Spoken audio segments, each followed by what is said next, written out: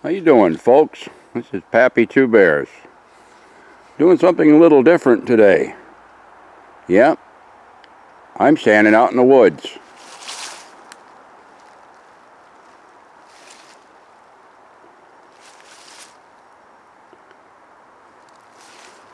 I like to get out and do a little exploring once in a while, and it's good for the joints to get out and walk around a little bit. But it's also good for the brain because I like poking around in these woods.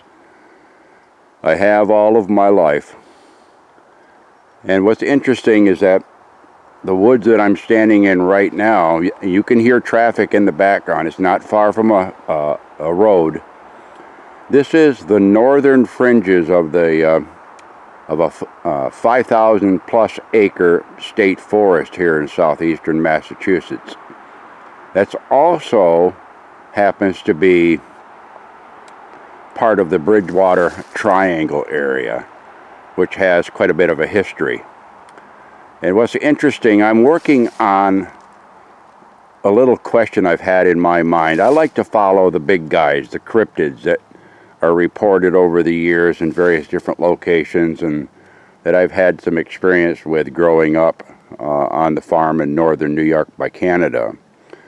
And the question that I asked is, this is a pretty populated area here in southeastern New England, but yet there's been reports here. If you do any research on the Bridgewater Triangle area, there's just been all kinds of odd happenings in and around that 200 square mile triangle that they call it, from cryptid sightings of Bigfoot and large dogs with red glowing eyes, poltergeist activity, UFOs, orbs. This is also the home of the Wampanoag legend of the Pukwudgies, the little people. And the Freetown State Forest has quite a bit of history in relation to the Pukwudgies, and also to a lot of the strange things that have happened within the boundaries of that forest. The strange deaths over the years. It's also been the site of satanic practices back in the late 70s and early 80s. And one of the theories that I'm exploring, one of the questions that I've been asking myself, is that there are areas that are corridors that would be able to shelter something that is interested in us but wants to stay separate from us. And they can be quite close to us, I believe. And that's what I'm checking out. Now, in this particular area that I'm in here, what's interesting about this little access road that you see here, this is actually part of the Freetown State Forest now. But it didn't used to be. Back in the 1970s, up into maybe the early 80s, there used to be a nudist camp back here. Yeah, that's right. Used to be a nudist camp back here. And it was quite secluded. But after that closed down and a number of years went by, apparently the land was sold to the state and it's become part of the Freetown State Forest. And that's what's happened with this particular forest area down here. Even though I said that state park is 5,000 acres, it's part of much, much larger acreage. It is huge, including and it touches on places like the Hockomock Swamp and the Great Cedar Swamp and the Copacut Woods, but it also includes watershed lands of both the cities of Fall River and the cities of New Bedford. So you can actually go 17,000 acres worth of what you see around me, with all kinds of waterways, and there's an abundance of game here. Now, I had just walked in here not very far at all and saw a couple of interesting things already. And this is right behind a house that's built on this road that you can hear in the background. And I was looking off the trail, and I saw some interesting structures already.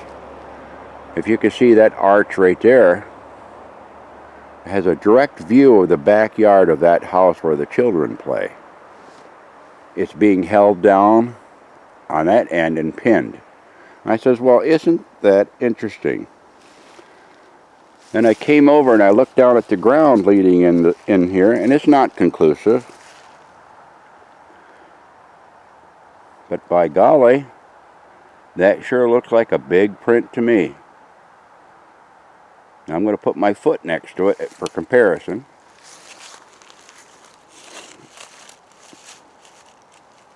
I got my heel approximately where the heel is on that thing. So my assumption is, and it looks like there's a little travel pathway in there,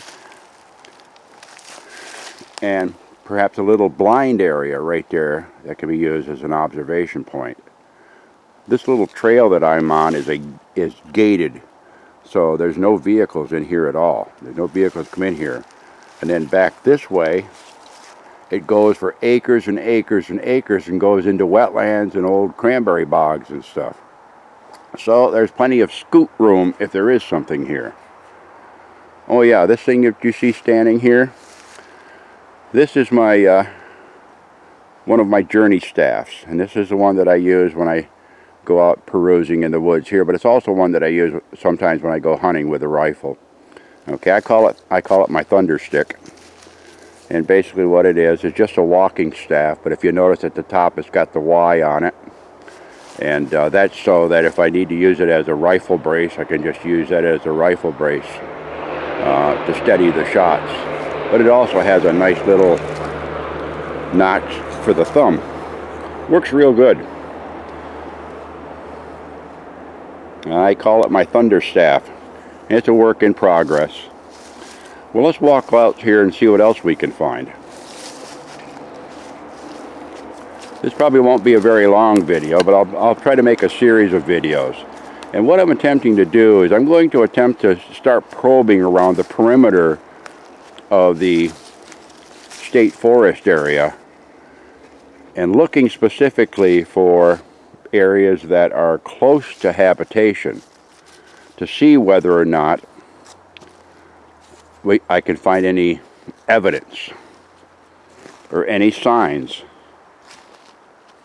that something might be out there that's interested in us, as much as we are interested in them. Now, I'll tell you, this place has a lot of game. There are a lot of deer here, small game. We have the, of course, the foxes. We have the coyotes around here, raccoons, and, you know, the rabbits and the squirrels, you know, and there's some huge old growth pines out here. They just tower.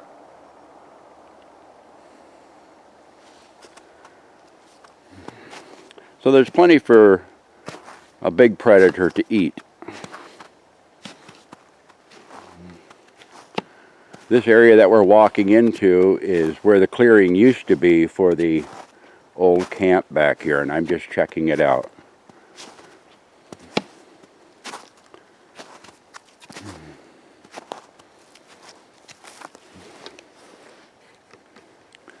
Excuse me if the camera's bouncing around a little bit. I'm trying to watch where I'm walking to and make sure I'm not stepping on any new prints that might be here. The only thing I've seen so far is rabbit tracks. Looks like some fox tracks. Probably perhaps somebody's cat running around out here too. You have a lot of feral cats.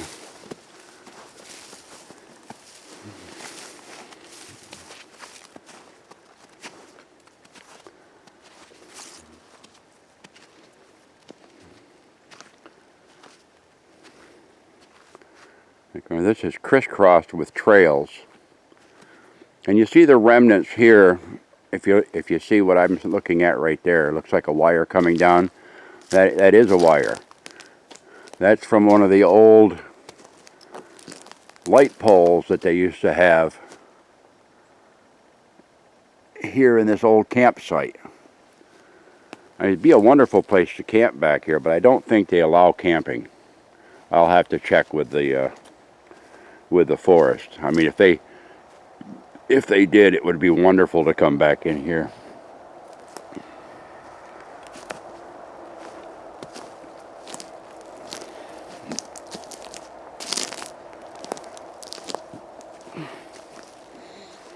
You can see the remnants of the old paved driveway that used to run down through here as well. So I'm not digging too hard in the woods today. A couple of reasons. I don't have a lot of time today. I was out doing some other errands as well. And I didn't really put any tick spray on me. This part of the country is terrible for ticks. And, I didn't spray myself down today. And it is almost 50 degrees today, in spite of what you see, the snow on the ground. But it's a really pleasant day to walk around. So when I get out busting brush a little bit later on, when it turns nicer, I'll be covered with the tick spray. Because I've already had the Lyme disease and another tick disease called babesia, which affects the blood. Now you get an idea of what I'm looking at here. You see how thick this is? When you have old clearings like this that have been allowed to go back to nature, Mother Nature seeds them quite quickly because of the sunlight that's available, and you get an awful lot of new growth, and it's very thick like this. So there's certainly plenty of cover back here.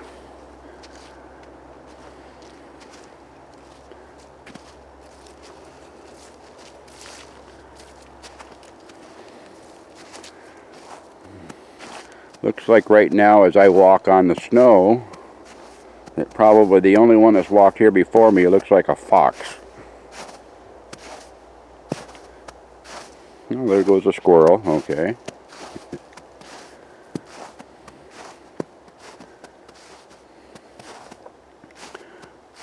It's very quiet here today.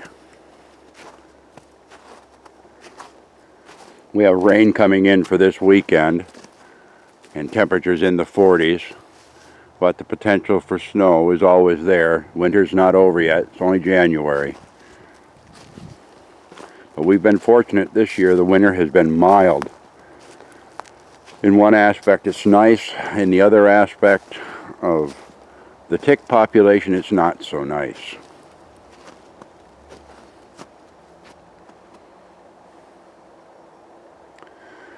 Now, I had talked about one of the questions that I had about the big guys, Sasquatch, Bigfoot, boogers, wood boogers, sabe, whatever you want to call them, okay, that they don't normally wish to interact with us too much, but I think that they're pretty interested in keeping tabs on us.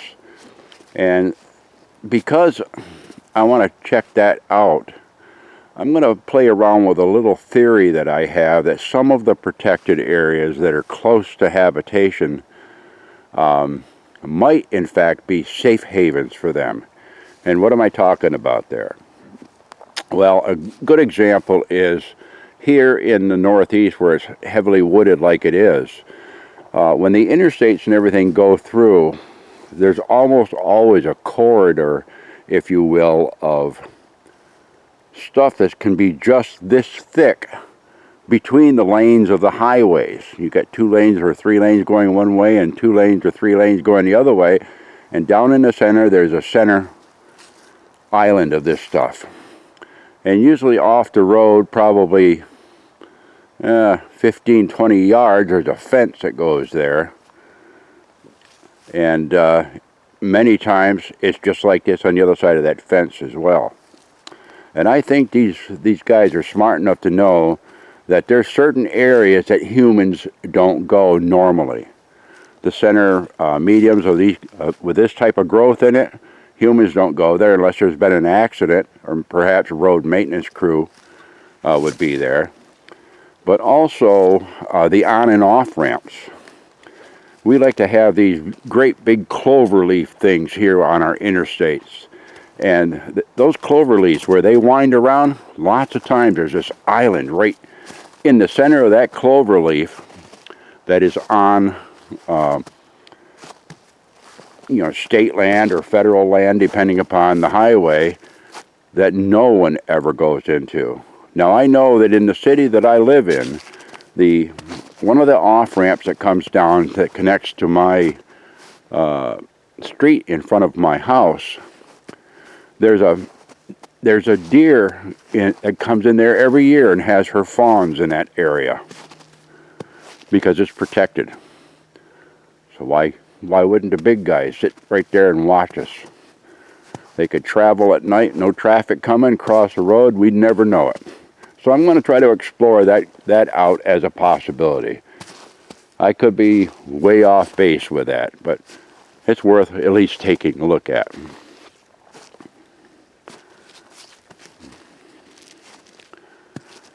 What happens when you get a lot of that new growth that I talked about is they compete for sunlight.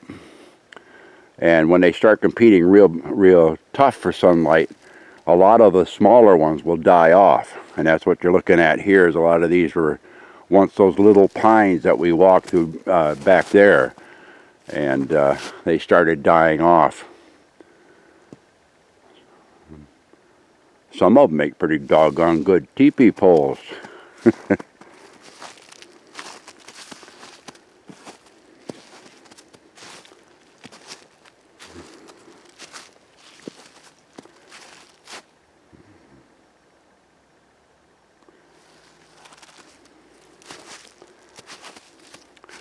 Now, you might ask if I'm just shooting in the dark about checking for the big guys here. From the area that I'm standing in right here, if about 4 miles that way, or 5 miles that way, there was a road crossing sighting that was reported to the BFRO. To the south of us, in a city that whose northern border touches on this state forest and the protected lands down there, there was a report that was taken by police officers, and a trackway was discovered going through the neighborhood, going through trash cans.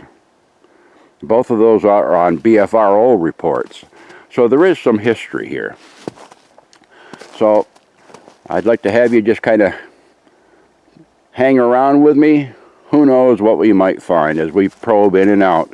But this is what I call poking around. I'd like to get out there and poke around and see if I can get some questions answered, uncover a few things, and as Rick from Wood Booger Farms taught me, it's always good to have a good poking stick. Real good for turning over the questions. This is Pappy Two Bears. I'm glad to have you along in the woods. If I see anything here that's worthy to put on this video, I'll capture it. If not, come back again, because we're coming back out here again. Have a great day, everyone, and have many, many blessings in your life.